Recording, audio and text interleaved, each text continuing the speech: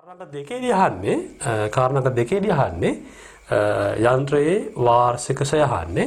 නම් යන්ත්‍රයේ වාර්ෂිකසය කියන කාරණා ගන්න කරන්න ඇද්දී අපිට ගාන දිහා බලද්දී පේනවා මේ යන්ත්‍රය ගන්න මූලික ආයෝජනය රුපියල් ලක්ෂ 70ක් යනවා. මූලික ආයෝජනය රුපියල් ලක්ෂ 70ක් යනවා. ඒත් එකම අපිට ගාන දීලා තියෙනවා මේ යන්ත්‍රය රුපියල් ලක්ෂ 10ක සුම්මුන්නකෙකුත් තියනවා කියලා. ඊළඟ ඒ කියන්නේ සාමාන්‍යයෙන් අපිට වාර්ෂිකසය ගන්න කරන්න ඕන නම් කරන්න වෙන්නේ යන්ත්‍රයේ පිරිවැය රුපියල් ලක්ෂ 70ක් තියෙනවා. ඒත් එක්කම සුම්මුන්නගේ රුපියල් ලක්ෂ 10ක් තියෙනවා. ලක්ෂ 70න් ලක්ෂ 10 අඩු වෙද්දී මේ යන්ත්‍රයේ අපිට ෂය කළ හැකි අගේ එන්නේ රුපියල් ලක්ෂ 60ක් වෙන්නේ. රුපියල් ලක්ෂ 60ක් නැත්නම් 6000ක් එන දහස් වලින් ව්‍යාපෘතියේ පවතින්නේ වසර 4ක් වන හින්දා රුපියල් ලක්ෂ 60 වසර 4 බෙදද්දී එක වාර්ෂික ෂය එන්නේ රුපියල් ලක්ෂ 15 තමයි වාර්ෂික ෂය එන්නේ. ප්‍රගාණිත අපිට ඒ කාරණාව අදාළ ව්‍යාපෘතියේ කාලෙත් එක්ක බලලයි මේ කිනසය ගන්න කරන්න වෙන්නේ. එහෙනම් ඔන්න උත්තරංග 2 යන්ත්‍රයේ වාර්ෂික ෂය එන්නේ රුපියල් ලක්ෂ 15ක් එන්නේ. එතකොට කාරණාංක 3 දී අහනවා පර්යන්ත මුදල් ප්‍රවාහ අයිතම දෙයක් නම් කරන්න කියනවා. පර්යන්ත මුදල් ප්‍රවාහ අයිතම දෙයක් නම් කරන්න කියනවා. අපි කලින් කිව්වා පර්යන්ත මුදල් ප්‍රවාහය කියන්නේ මෙන්න මේ අවසන් වර්ෂයේ හම්බෙන කාරණා ටික. එතකොට අපිට මේකෙදි ගන්න වෙන්නේ මේ උදාහරණයේ හැටියට මේකේ සුමුන්නගේ රුපියල් ලක්ෂ 10 සහ අවසානයේදී උපලබ්ධ වෙන කාරක ප්‍රායෝක්ෂණ යොදවමු රුපියල් ලක්ෂ 12 තමයි අපිට මෙන්න මේ කියන පර්යන්ත මුදල් ප්‍රවාහ අයිතමසේ අපිට ගන්න වෙන්නේ. නම් ඒ කතා කරේ උත්තර අංක 3. සහ අංක 4 උත්තරය අහනවා ආයෝජනයේ වාර්ෂික ලාභය සහ වාර්ෂික සාමාන්‍ය ලාභය. ආයෝජනයේ වාර්ෂික ලාභය සහ වාර්ෂික සාමාන්‍ය ලාභය. මේ කින කාරණේ ගන්න කරද්දී දැන් අපි දන්නවා ආදායම් ප්‍රකාශයක් හද දෙන ආදායම් ප්‍රකාශයේ ලාභය ගන්න කරද්දී අපි ගොඩාක් කාරණා අඩු කරනවා. නමුත් අපි මුදල් ප්‍රවාහ අස්තමේන්තුව කියන කාරණේ ගත්තාම අපිට ලාභය හොයාගන්න ඕන නම් කරන්න ඕනේ. වර්ෂයේ මුදල් ප්‍රවාහයෙන් වර්ෂයේ තියෙන මුදල් ප්‍රවාහයෙන් අපි අඩු කරන්න ඕනේ අදාළ වර්ෂයේ ෂය අඩු කරන්න ඕනේ. එතකොට අපිට හම් වෙනවා ඒකේ වාර්ෂික ලාභය හම් වෙනවා. එහෙනම් ඔන්න සාමාන්‍ය මුදල් ප්‍රවාහ අස්තමේන්තුව කියන පාඩම ගත්තාම අපිට ඒකෙදි වර්ෂයේ ලාභය හොයන්න කරන්න ඕනේ වර්ෂයේ මුදල් ප්‍රවාහයෙන් අඩු කරන්න තියෙන්නේ අදාළ වර්ෂයේ ෂය අඩු කරන්න තියෙන්නේ. එහෙම වුණොත් අපිට වාර්ෂික ලාභය එනවා. එහෙනම් ওই තරකයේ මත අපිට ගානක වාර්ෂික ලාභය දී ඇති අවස්ථාවක ඒකට අපි ෂය කියන කාරණේ එකතු කරොත් එහෙම අපිට මුදල් ප්‍රවාහය අවසානයේදී හොයාගන්න පුළුවන්. මම මේ කිව්වේ මේ කියන කාරණේ අනිත් පැත්ත කිව්වේ. එහෙම ගන්නත් තිබ්බොත් එහෙම. එහෙනම් බලන්න මේ தත්ත්වය මත අපිට වසරාංක එක ගත්තාම මේකේ මුදල් ප්‍රවාහය තියෙන්නේ 10000ක් තියෙන්නේ. මේ හැම අවුරුද්දකම ෂය තියෙන්නේ රුපියල් ලක්ෂ 5 නැත්නම් 1500ක් තියෙන්නේ.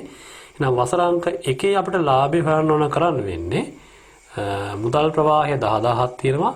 අපි ඒකෙන් අඩු කරනවා 1500ක් ෂය. ඒතකොට ලාභය එන්නේ මේ තමයි ලාභය.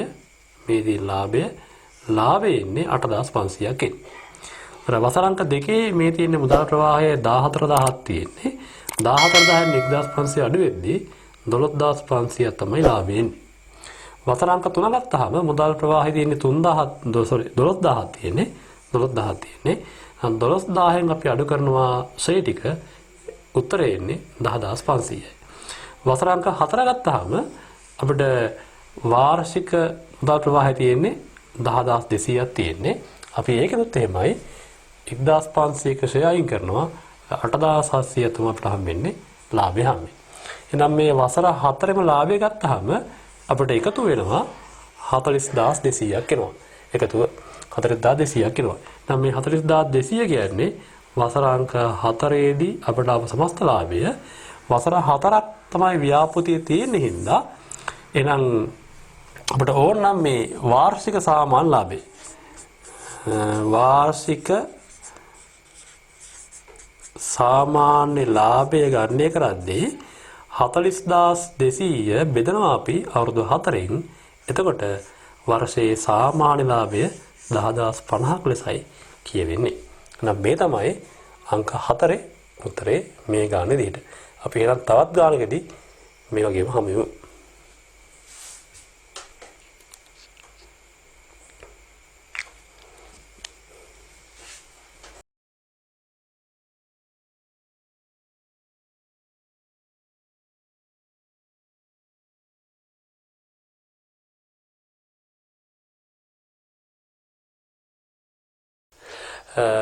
මේ අපි පටන් ගන්න යන්නේ උදාහරණ අංක 3 අපි කලින් අවස්ථාවේදී උදාහරණ අංක 1 සහ උදාහරණ අංක 2 කතා කරා. එහෙනම් මම උදාහරණ අංක 3ත් අපි කලින් කතා කරපු හැටිම ගන්නෙ. උදාහරණ කියනවා කර්මාන්ත ශාලාවක් LED TV යන්ත්‍ර නිෂ්පාදන ව්‍යාපෘතියක් ආරම්භ කිරීමට අදහස් කරගෙන සිටින අතර එයට අදාළ තොරතුරු පහක් දක්වා ඇත. එහෙනම් බලන්න මෙතනක් තියෙන්නේ ව්‍යාපෘති දීර්ඝකාලීනයි. එහෙනම් LED TV යන්ත්‍ර නිෂ්පාදනය කරන ව්‍යාපෘතිය අතර තියෙන්නේ. බලන්න ඒට අදාළ කාරණා කිහිපය බලලා එන් දක්වලා තියෙනවා. මුලින්ම කියන්නේ අදාළ ආයෝජනයේ මූලික පිරිවැය රුපියල් ලක්ෂ 80ක් කියනවා. ඒත් එකම දෙවෙනි කාරණාව කියනවා ව්‍යාපෘතියේ කාරක ප්‍රාග්ධන යෙදවුම රුපියල් ලක්ෂ 10ක් වන අතර මෙයින් දෙකෙන් එකක් ව්‍යාපෘති අවසානයේදී උපලබ්ධ වේ.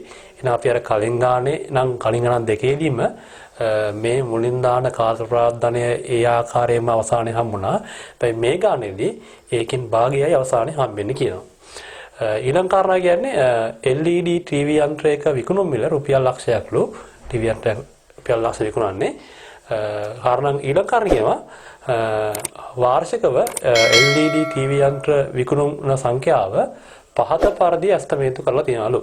බලන්න ගාන අනුව වසර 3යි තියෙන්නේ. වසර 1 2 3 කියලා. එහෙනම් ඒකේ අදහස් වෙන්නේ මේ ව්‍යාපෘතිය පවතින්නේ වසර 3යි කියන කාරණය. එතකොට වසර අංක 1ේදී TV යන්ත්‍ර 1500ක්, වසර අංක 2ේදී TV යන්ත්‍ර 1200ක්, වසර අංක 3ේදී යන්ත්‍ර 1000ක් වශයෙන් විකුණන බලාපොරොත්තු වෙනවා.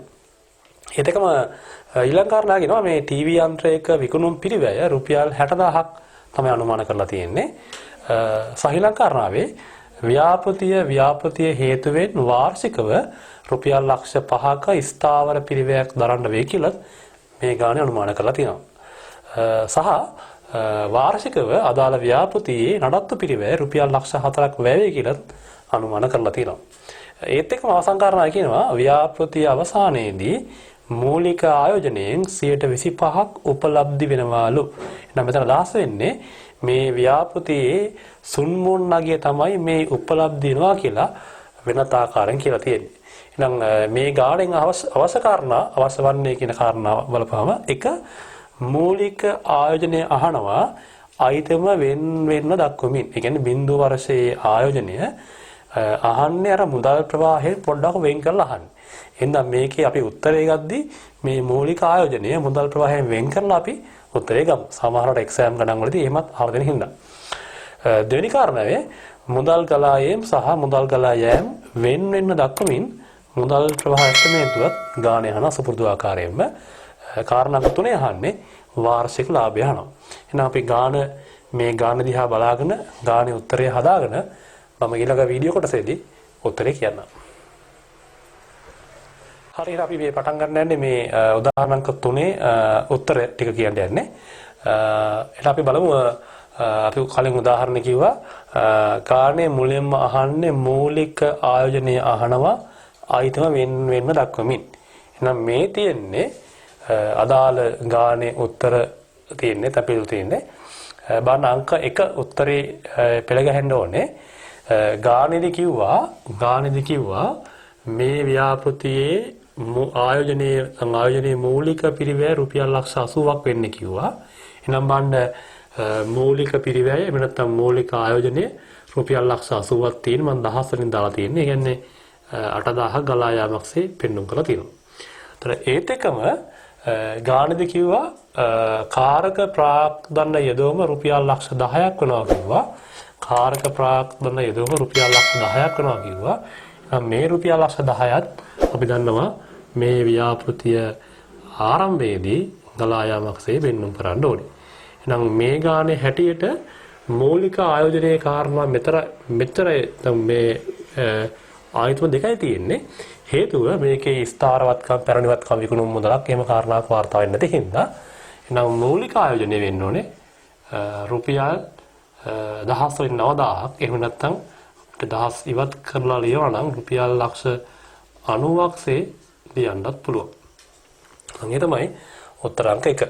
අපි කලින් ගණන් දෙකේදීම මේ කියන කාරණය මෙතන බිඳුව වර්ෂය කියලා අපේ මුදල් ප්‍රවාහය සටහන් කරලයි මේ උත්තරේ ගත්තේ. අපිට ඕනනම් එහෙමත් මේක ගන්න පුළුවන්.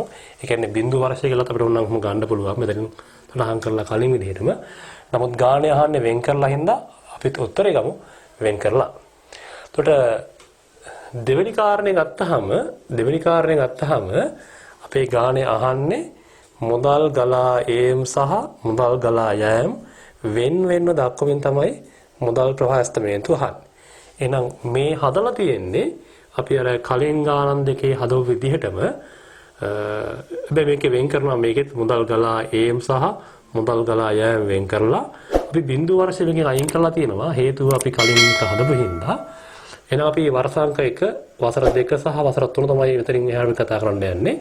අර කලින් ගණන් විදිහමයි. එහෙනම් බලන්න මුදල් ගලා ඒම් ගත්තාම අපිට ඔන්න ගාන දිහා බලද්දී ගානේ කාරණාංක 1 සහ කාරණාංක 2 අපි අවසන් වුණා මූලික ආයෝජනෙත් එක්ක. කාරණාංක 3 කියනවා LED TV යන්ත්‍රයක විකුණුම් මිල රුපියල් ලක්ෂයක් කියනවා. එහෙනම් අපිට ඒ අදාළ වර්ෂවල විකුණුම් හොයාගන්න කරන්න වෙන්නේ මේ රුපියල් ලක්ෂය වඩා පහසු කාණ්ඩ දහස් කරනවා අවසන් මිදුල අයින් කරලා. එහෙනම් ඔන්න වසරාංක 1ේදී ටීවී යන්ත්‍ර 1500ක් හදන හින්දා එහෙනම් ඒ කියන්නේ අපිට වසරාංක 1 විකුණුම් හම්බෙන්නේ 1,50,000ක් හම්බෙන්නේ දහස් වලින්. වසරාංක 2 ගත්තාම එකක් විකුණන රුපියල් ලක්ෂයට 1200ක් ටීවී තියෙනවා. එහෙනම් 1,20,000ක් තමයි දහස් වලින් අපිට හම්බෙන්නේ. ඒතර වසරාංක 3 ගත්තාම ටීවී යන්ත්‍රයක් විකුණන රුපියල් ලක්ෂයට ඒ කියන්නේ අපිට රුපියල් ලක්ෂයක් හම්බෙනවා දැන් දහස් වලින්. එහෙනම් මේ කියන කාරණේ අපි දහස් සංඛ්‍යා පදනම් කරගෙන අපේ මුදල් ප්‍රවාහ ඇස්තමේන්තුවේ සටහන් කරනවා නම් විකුණුම් කියලා 1,50,000ක් 1,20,000ක් සහ ලක්ෂයක්සේ වාර්තා කරනවා අපි දහස් සංඛ්‍යා පදනම්ව. ඒත් එකම අපිට පුළුවන් වුණා මේකේ මේ ගාන ඊළඟ කොටසෙන් කියන්නේ ටීවී යන්ත්‍රයක විකුණුම් පිරිවැය කියන්නේ විකුණුම් පිරිවැය 60,000ක් කියන අපි 60ක් කරන දහස් වලින් 60ක් කරනවා. අපිට එහෙනම් පුළුවන් ඒ විදිහටම අපිට හොයාගන්න පුළුවන් විකුණුම් පිරිවැයත් හොයාගන්න පුළුවන් ගානේදී. අපි කරන්න ඕනේ එහෙනම් 1560න් වැඩි කරන්න උත්තරේ 90,000ක් හම්බෙයි අපිට. දෙවෙනි වර්ෂයේදී 1260න් වැඩි කරන්න අපිට උත්තරේ 72,000ක් හම්බෙයි. වසරාංක 3ේදී 1060න් වැඩි කරන්න අපිට හම්බෙයි 60,000ක් හම්බෙයි විකුණුම් පිරිවැය. මේ තියෙන්නේ දහස් සංඛ්‍යා පදනම්ව මුදල් ගලා යාම් යටතේ විකුණුම් පිරිවැය කියලා 90,000ක් 72,000ක් සහ 60,000ක් පුළුවන් වාර්තා කරන්න. ඊළඟ ඔන්න කාරණාංක මේ කාරණේ අවසන් වෙනවා. මේ කාරණෙත් ඒක අපි අවසන් කරනවා. බාණ්ඩ ගානේ ඊළඟට කියනවා අපිට ව්‍යාපෘතිය හේතුවෙන් වාර්ෂිකව රුපියල් ලක්ෂ 5ක ස්ථාවර පිරිවැයක් දරන්න වෙනවලු. එහෙනම් මේ කියන්නේ මෙහෙම ස්ථාවර පිරිවැයක් අපිට ඒ කියන්නේ දරන ස්ථාවර පිරිවැයේ වෙනසක් වෙනවා නම් අපි කලින් කිව්වා මේ ස්ථාවර පිරිවැය එහෙනම් අදාළ වන පිරිවැයක් වෙනවා. අපිට ඒ හින්දා මේ කියන කාරණය මුදල් ගලා යාම් යටතේ ස්ථාවර පිරිවැය කියලා රුපියල් ලක්ෂ 5 කියලා වසර 1 2 3ේදී අඩු කරලා පෙන්වන්න දෙනවා. ඒක වෙනසක් වෙන හින්දා. එතකොට ගානේ ඊළඟ කොටස කියනවා වාර්ෂික නඩත්තු පිරිවැය රුපියල් ලක්ෂ 4ක්ලු වෙන්නේ ලක්ෂ 4ක් වෙන්නේ 10 සංඛ්‍යා තමයි මෙතන ඉන්නේ. එහෙනම් කියන 400ක් වෙන්නේ. එහෙනම් ඒ කියන්නේ ඒකත් අපිට වාර්ෂිකව මුදල් ගලා යාමක් වෙනින්දා මුදල් ගලා යෑම කියන කාරණේ යටතේ නඩත්තු වියදම් සටහන් කරලා අපි රුපියල් ලක්ෂ 4ක ගලා යාමක්සේ පෙන්වු කරන්න ඕනේ. එතකොට ගාන ඊළඟ කොටසේ කියනවා ව්‍යාපෘති අවසානයේදී මූලික ආයෝජනයෙන් 25%ක් උපලබ්ධි වෙනවා. කියන 4ක් අපිට හම් වෙනවලු. මේ ගානේ විදිහට මූලික ආයෝජනයේ තියෙන්නේ රුපියල් ලක්ෂ 80ක් තියෙන්නේ. එහෙනම් 80 වෙන් 4න් එකක් කියන්නේ 80 වෙන් 4න් එකක් කියන්නේ එහෙනම් මේකේ සුන්මුන්නගේ වෙන්න ඕනේ 2000ක් 10 වෙනත රුපියල් ලක්ෂ 20ක් වෙන්න ඕනේ. දැන් සුන්මුන්නගේ කියන්නේ මුදල් ගලා ඒවක් වෙනවා අපිට ඒක ව්‍යාපෘතිය අවසානයේදී අපි මුදල් ගලා ඒවක්සේ වාර්තා කරන්නත් ඕනේ. දැන් මේ තමයි කාරණාංක 2 උත්තරේ අපිට පුළුවන් ඊට පස්සේ මේ කියන මුදල් ගලා ඒම් වලින් ගලා යාම අඩු කරලා අදාළ වසර 1 2 3ේදී අදාළ මුදල් ප්‍රවාහයන් අපිට හොයාගන්න පුළුවන්. එහෙනම් ඒ අනුව අංක 1 59100ක්, අංක 2 47100ක්, අංක 3ේදී 41600ක් වශයෙන් මුදල් ප්‍රවාහයන් වාර්තා වෙයි. මේ අපි කතා කරේ කාරණාංක 2 උත්තරේ කතා කරේ. කාරණාංක 3 ගත්තාම අංක 3 අහන්නේ කාරණාංක 3 අහන්නේ වාර්ෂික ලාභය අහන්නේ ගානේ අහන්නේ. එහෙනම් කාරණාංක 3 ගත්තාම ඒකේ උත්තරයට යද්දි වාර්ෂික ලාභය හොයාගන්න කලින් අපිට මේ ව්‍යාපෘතියේ වාර්ෂික ශ්‍රය හොයාගන්න වෙනවා. හේතුව වෙන්නේ අපිට මුදල් ප්‍රවාහයක් තියෙන අවස්ථාවක ඒ මුදල් ප්‍රවාහයෙන් අපි ශ්‍රය අඩු කරලා තමයි අපි අදාළ වර්ෂයෙන් වර්ෂයේ ලාභය හොයා ගන්නවා කියලා අපි කලින් කිව්වේ. එහෙනම් ඒ තරකේ මත අපිට වෙනවා මේකේ ශ්‍රය හොයා ගන්න වෙනවා. එහෙනම් බලමු ශ්‍රය හොයාගද්දී මේකේ ගානේ විදිහට වාර්ෂික මූලික පිළිවෙත මූලික ආයෝජන තිබ්බේ ගානේ රුපියල් ලක්ෂ 80ක් තිබ්බේ. ඒකෙන් 4න් එකක් උපලබ්ධිලා කියන්නේ මේකේ සුම්මුන්නගේ වෙන්නේ 2000ක් වෙන්නේ. එහෙනම් ඒ කියන්නේ මේකේ ශ්‍රය කළ හැකි අගය. ශ්‍රය කළ හැකි අගය වෙන්නේ රුපියල් ලක්ෂ 60ක් වෙන්නේ. ව්‍යාපෘතියේ තියෙන අවුරුදු 3ක් හින්දා අපිට කරන්න වෙන්නේ රුපියල් ලක්ෂ 60 බෙදන්න වෙනවා අවුරුදු 3න්. එහෙනම් ඒ කියන්නේ වාර්ෂික ශ්‍රය එන්නේ දහස් වලින් 2000ක් එන්නේ නැත්නම් රුපියල් ලක්ෂ 20ක් එන්නේ. එහෙනම් ඒ අනුව මේ තියෙන්නේ වසරාංක 1ේදී මුදල් ප්‍රවාහය 59100යි, වසරාංක 2ේ මුදල් ප්‍රවාහය 47100යි, වසරාංක 3ේ මුදල් ප්‍රවාහය 41600යි. එහෙනම් ඒ අවුරුදු 3ෙම එක අවුරුද්දකින් රුපියල් ලක්ෂ 20ට 2000 ගානේ ශ්‍රය අඩු කරද්දී අපිට අවුරුදු 3ේ පිළිවෙලින් ලාභය හම් වෙනවා. 57100ක් වසරාංක 1ේදී, 45100ක් වසරාංක 2ේදී, වසරාංක 3ේදී 39600ක් වශයෙන් අපිට ලාභයන් හම්බෙයි. එහෙනම් මේ කතා කරේ උදාහරණ 3ට අදාළ උත්තරය. එහෙනම් අපි උදාහරණ අංක 4ෙන් හරි අපි යන්නේ උදාහරණ අංක 4ට. අපි කලින් උදාහරණ අංක 1, උදාහරණ අංක 2 සහ උදාහරණ අංක 3 කතා කරා. උදාහරණ අංක 4ත් අපි කලින් විදිහමයි තියෙන ගානේ. ගානේ කියනවා සමාගමක් නව භාණ්ඩයක් නිපදවීමට සැලසුම් කර ඇති අතර මේ සඳහා වසර 4ක ඵලදායී ජීව කාලයක් සහිත නව යන්ත්‍රයක් රුපියල් ලක්ෂ 40කට මිලදී ගැනීමට අදහස් කරගෙන ඇත. මම ගානේ මුල් කාරණා කියන්නේ යන්ත්‍රයක් ගන්න ඉන්නවලු ව්‍යාපෘතිය පටන් ගන්න රුපියල් ලක්ෂ 40කට. හැබැයි මේකේ ඵලදායී ජීව කාලය වසර 4යි තියෙන්නේ. දෙවෙනි කාරණා කියනවා මෙම යන්ත්‍රයේ වසර 4කින් පසු සුළුමුන්නගය රුපියල් ලක්ෂ 4ක් ලෙස අනුමාන කරනවා. ඒ කියන්නේ අවුරුදු 4න් පස්සේ යන්ත්‍රයේ සුළුමුන්නගය වෙන්නේ රුපියල් ලක්ෂ 4ක් වෙන්නේ. කාරණාක 3 කියනවා අදාළ වර්ෂවල භාණ්ඩයේ ඉල්ලුම පහත පරිදි අනුමාන කරලා තියෙනවා. බලන්න වසර 4ක් තියෙන්නේ. වසරාංක 1 ඉල්ලුම් සංඛ්‍යාව 1 වලින් 4000යි. වසරාංක 2 5200යි එක සංඛ්‍යාවෙන්. වසරාංක 3 8000ක් තියෙන එක සංඛ්‍යාවෙන්. වසරාංක 4 8000ක් තියෙනවා. ඒත් එකම කාරණාංක 4 කියනවා භාණ්ඩයේ අපේක්ෂිත විකුණු මිල රුපියල් 1600ක් වන අතර ඒකකයක විචල්්‍ය පිරිවැය රුපියල් 1000ක් සේරමයි අනුමාන කරන්නේ. කාරණාක 5 කියනවා යන්ත්‍රයේ ෂය හැර ස්ථාවර පිරිවැය පළමු වර්ෂයේදී රුපියල් ලක්ෂ 4ක් වන අතර ඉන්පසුව මෙය වාර්ෂිකව රුපියල් ලක්ෂයකින් වැඩි වෙනු. ඒ කියන්නේ කාරණාක 5 කියන විදිහට යන්ත්‍රයේ මුල් අවුරුද්දේ රුපියල් ලක්ෂ 4යි වෙන්නේ. එතනින් පස්සේ අවුරුද්දෙන් අවුරුද්ද රුපියල් ලක්ෂය වැඩියෙන් පවතිනවලු. ගාණේ අහන්නේ අදාළ ව්‍යාපෘතියේ මුදල් ප්‍රවාහ ඇස්තමේන්තුව පමණයි ගාණේ අහන්නේ. සාමාන්‍ය පොඩි ගාණක් අපි මේ උදාහරණ දාලා තියෙන්නේ. අපි එහෙනම් බලමු මේ උදාහරණෙත් එක්ක මේකේ උත්තරේ කොහොමද වෙන්නේ කියලා. බලන්න මේ තියෙන්නේ මුදල් ප්‍රවාහ ඇස්තමේන්තුව තියෙන්නේ. මුදල් ප්‍රවාහ ඇස්තමේන්තුව තියෙන්නේ. අපි අර කලින් විදිහමයි වර්ෂයට බිඳු වර්ෂය 1 2 3 4 කියලා වර්ෂ හතරක් තියෙනවා. විස්තරය තියෙනවා. අපි 10 වලින් ගාණ යන්නේ. ගාණේ විදිහට යන්ත්‍රයේ පිරිවැය වෙන්නේ රුපියල් ලක්ෂ 40ක්.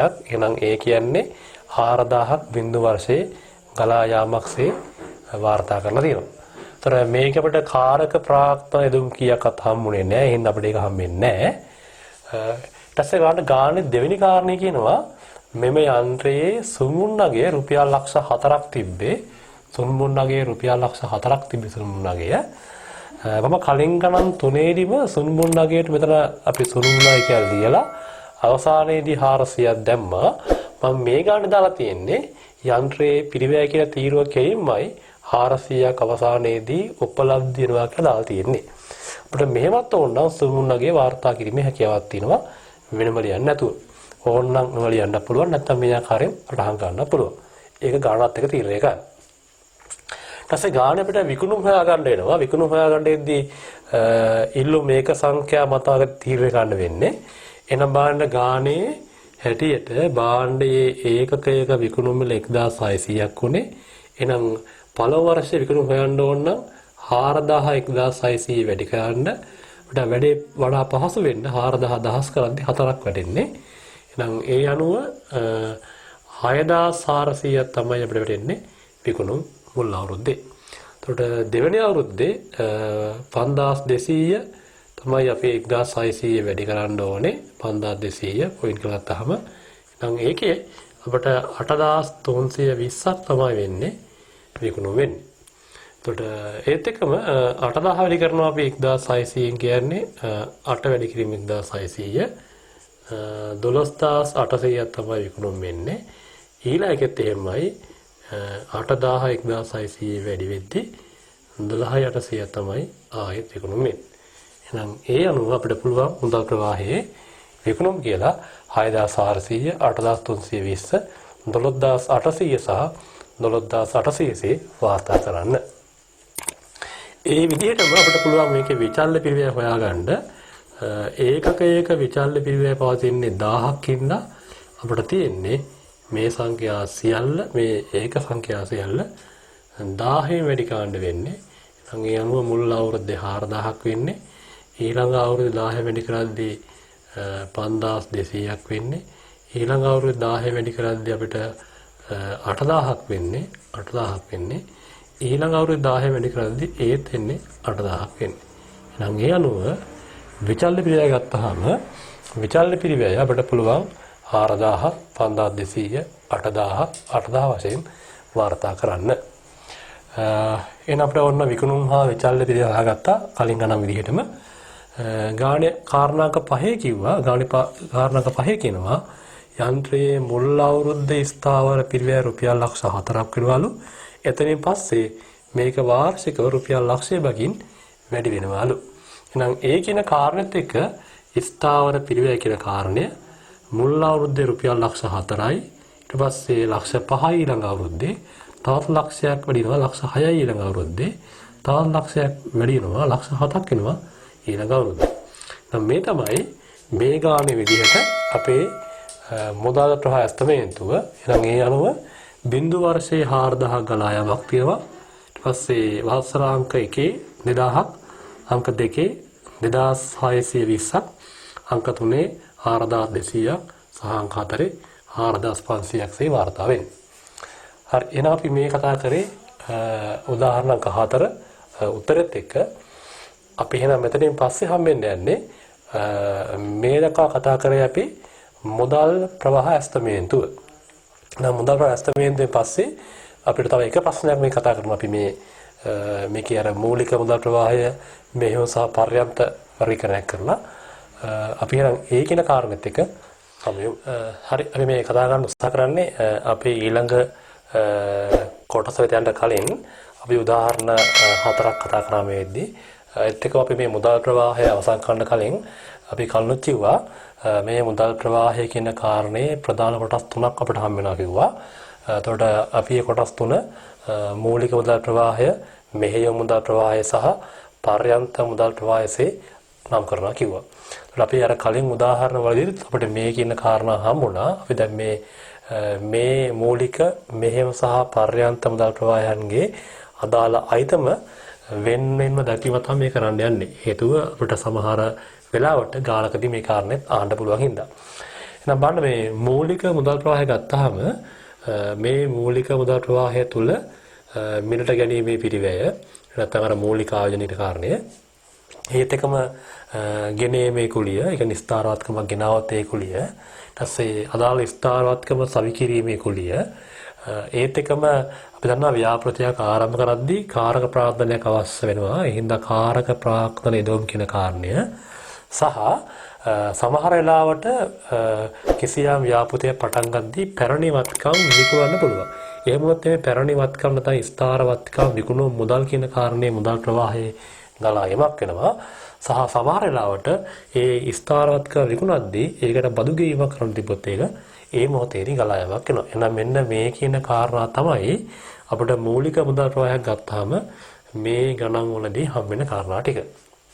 අපි නම් බලමු මෙහෙයුම් මුදල් ප්‍රවාහය කියන කාරණේදී අපිට හම් වෙන අයිතම මොනවද කියලා.